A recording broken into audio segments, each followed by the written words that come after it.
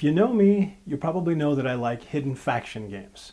Games where there are multiple factions, each of them working for their own set of goals in the game. I like them because you never really can tell who's working with you and who's just waiting for the right time to just stab you in the back.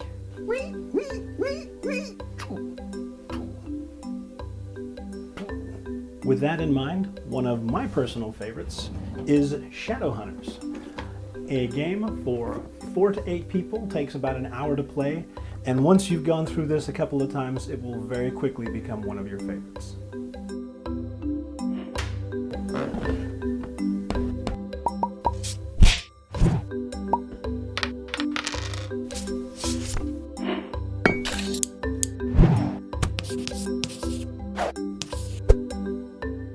Shadowhunters is a game by Yasutaka Ikeda and distributed by Z-Man Games. Inside the box, you're going to find the instructions, which you won't need if you're watching this. You will have the player board, which has a number of locations on it, and then a health track for the different players as they take damage. You'll be using that over here. The rest of the game is going to consist of a selection of 8 player boards. At the start of the game, every player is going to want to choose a color, take the player boards of that color, and the 2 corresponding player markers out of the bag. One of the things that I did for my version of this game, the tokens that were supposed to be pink were a much darker, like wine color, and the markers that were the light blue, which should correspond to the light blue playing card, were very, very dark blue. It was almost impossible to distinguish both of those from the black cubes from a distance. You have the black and you have the darker green, and with that darker wine color and the darker blue color, anyone at a distance couldn't tell them apart. So I just went through and actually painted those 2 sets, the matching colors. Might want to do this if your version of the game comes out with that same kind of color differential. That would be my only real complaint about this game, the only thing that I would change. Everything else is perfect the way that it is. You also have decks of cards within this. You have a deck of black cards, a deck of green cards, and a deck of white cards. Then you've got a set of red backed cards. These are actually the player identities. We'll get to those in a little bit. But then you have these little goldish backed cards here. These are the actual locations of the game. One of the things that makes the game a little more interesting each time you play, because the locations are not going to be in the same place. You'll put these out in the 6 spaces on the board just randomly. Just put them out however you want to put them out, and if it's the same as you had it last time, go ahead and change it up a little bit. Then you will have 2 player dice, a 6-sided die and a 4-sided die that you'll use throughout the course of the game. For each player you have in the game, you're going to want to take one of their colored markers and put it over on the no damage section of the health track. The others, you can actually have them start off in the middle of the board, or the players can hold on to them, whichever they prefer. Once they take their first move, they're going to be going to one of those locations. Until then, they're not actually on the play board. Now, the only other thing that you need to get started is that everyone needs to have a player card. There's a little bit of trickiness going into setting up the deck because people are going to draw randomly from it. Just remember that you need to have the same number of hunters as you have for shadows, and if you have an odd number of people, the extra is going to be going into the neutrals because their win condition is different. So you've got shadows who are red, hunters that are blue, and neutrals that are yellow. I'll go over setting up the starting deck in a little more detail at the very end of the video. For right now, let's talk about how you play. Everybody's going to get one of these cards randomly at the start of the game. I'll take one at random just for giggles. I'll be a hunter. Yay, I'm on the good side, supposedly. So each person is going to take a turn, and you're going to have 3 different parts to that turn. The first thing is that you're going to move, then you're going to do the action at that location, then you're going to attack. So breaking this down, the very first thing you do is you move to one of these locations. You do that by rolling both of the dice. Whatever you get on the dice total is where you're going to go. The locations are printed in numbers on the front of each of these cards. The only number that's not represented is the number that I actually rolled, a 7. If you roll a 7, you get your choice of where you want to go. The only stipulation during any of the movement is that you can't go to the place you just were. At the start of the game, you're not going to have a location. But suppose I started the game over here at the Underworld Gate, 4 and 5, and I'm orange. If I actually roll a 5, I can't stay there, so I've got to keep re-rolling until I get something other than a 4 or a 5, and I can go somewhere else. If I do manage to roll myself a handy dandy 7 like I just had, the only place I can't choose to go is the place I'm already at. Now, once you've moved, now you have the option of doing the action on that location card. Some of these are color coordinated. If you notice, there's a white, a black, and a green on here, corresponding to the white, the black, and the green cards. Holy crap. Now, going through these we'll do in just a second, but let's go over the rest of the locations. If you happen to go to the purple Underworld Gate, you actually get your choice of which card you want to grab. Then there is the Weird Woods, which will allow you to either do 2 points of damage to another person or heal 1 point of damage to another person, including yourself on that one. Important to note that this is not actually an attack. This is just doing damage. There are things in these decks which affect people by doing attacks, giving you extra damage when you do attacks. In those cases, those don't apply to the damage being done by the Weird Woods, because that's just doing damage, not actually attacking. The other location is the erstwhile altar. Going there will allow you to steal an equipment card from another person. What's equipment cards? Well, those are some of the things in the white and black deck. There are 2 types of cards in the white and black deck. There are single-use items, which will happen right away. They have 1 effect, and after that you can discard them. There are discard slots on the opposite side of the board. And there are equipment cards. These also will play right away, but they will go in front of you, and they will stay with you and have a lasting effect for the rest of the game. At least they'll be with you as long as you can hold them. There are, of course, as we discussed, ways to take those away from you. Now the green deck is a little bit different, because the green deck is one of the primary ways to actually gain knowledge in this game. Remember, I know what I am, but I have no idea what anyone else is. So this becomes my main way of figuring that out. When I take a green card, I get to look at it, and it's going to have text on it. Stuff like this particular one, which is, I bet you're a shadow. If so, you receive 2 damage. Now I get to give this to another player. They're going to see it, nobody else is going to see that card, and then they're going to do a reaction based on that. So if I give this to the person on my left, say, hey, this card's for you. If this person doesn't do anything, I know they're not a shadow. But if they take 2 damage, oh, it was Pinky over here that takes 2 damage, now I've learned something about this person. Well, even if they don't damage, I've at least learned what they're not. I might not know the difference between whether they're a hunter or neutral, but at least I know they're not the shadow.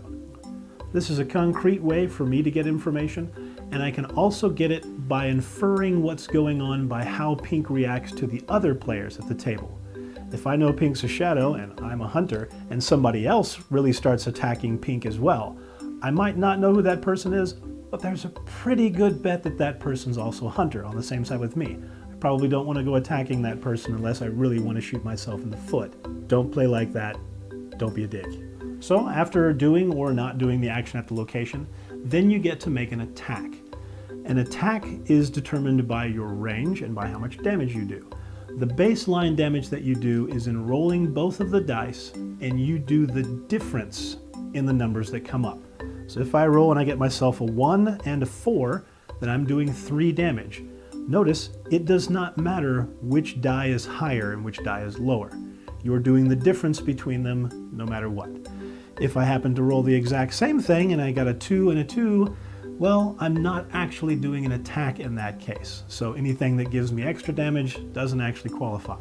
I'm just using harsh language, screaming at them, and then running out the door. Or maybe just standing there and letting them use vulgarity back at me. Because that's fun. You know. That f***ing Jebediah that comes at you with a and does the little The other aspect of doing damage comes down to range. Some people you can hit, some people you can't. Your range is determined by the one location card that you're on and the one that's adjoining to it. See, there are 2 sets of cards in 3 different places. So you can hit anyone that's at your location and anyone that's adjacent to you, but you can't hit people over here or over there, unless you have an equipment card that lets you break that rule. Yes, there are lots of equipment cards that help you do damage and break the damage rules in some very crazy ways. Generally, the white deck has cards that will heal and protect you, and it has some cards that are better for the hunters. The black cards are primarily the weapons and damage dealing cards and cards that are a little better for the shadows. There are a few different opinions on how to play the weapons, because a weapon is an equipment card, and as far as the rules say, the equipment card comes into play in front of you and then it is activated. Does that mean it's activated all the time? I like to pretend that, yeah, it is, because the weapons are way too cool in this game. So why would you ever not want to use them? Mainly because the equipment cards can link together. If you have yourself a handgun and you have a chainsaw, then you have a handgun that shoots chainsaws. How would you not want to use this? You've got to use this. If you've got a chance, you got to use this sucker. You're not going to walk up and punch someone when you're holding a handgun that shoots chainsaws. Oh, it's too awesome. It's just too awesome. Sometimes it's a good thing. Sometimes it can limit you a little bit, because the handgun changes your range into what is not your range. So if you got the handgun that shoots chainsaws, now I can shoot blue that's all the way over here, or I can shoot yellow that's over here, but I can't shoot white now. This makes the game a lot more entertaining in my opinion, so give it a try yourselves and see how you like it. There's all different types of equipment cards in there. I'm not going to go over all of them. Just know that when you start getting some fun-loving combinations, it gets really enjoyable. Also, if you manage to kill another player off, do enough damage that they actually hit their hit point value on their card, you kill them off, you get to steal one of their equipment items as well. Don't forget that one. Players take their turns this way, keep going around, keep doing damage to people, trying to find out if the person you're killing is really against you, or maybe they're on your team and you really want to find a way to apologize, but you can't because it's too late, and they got the Masamune sword and they cut into you because they didn't have any other choice, man. But there is one other thing. Each player has a special ability. Now, most of these have a certain action that triggers it, but there are a couple that have different abilities to them. I'm not going to go into all of them, but realize you're going to have to read what's on the text and figure out what it does. This is where you're going to need the rule book, because it's going to explain what all of those do. This can only be activated on your turn, but it can be activated at any time on your turn. Most of them are things that are going to help you out one time, and perhaps they'll help you out for the rest of the game, but it won't quite be so awesome, unless you get some of the really overpowered ones, which can be ridiculous. That's where balancing the game at the start becomes important.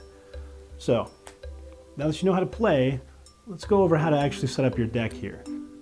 The Hunter and Shadow factions each have 3 different letter possibilities, but each letter has 2 different identities that go along with that.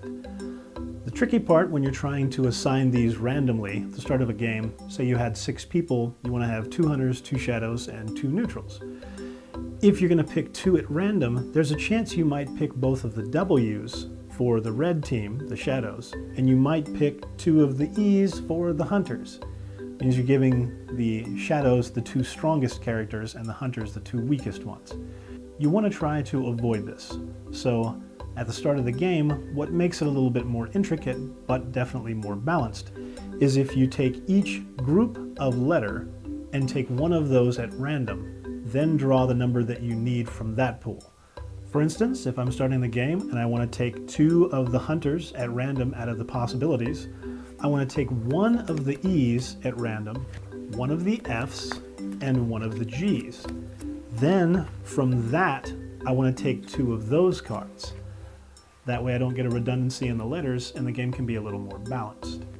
It does make setup take a little bit longer, but makes the game more balanced in the end. If you're okay with the game being a little more intense, just go ahead and draw from random out of the total. And if you want to go even crazier than that, go ahead and draw one extra hunter or one extra shadow and throw it in with the neutrals.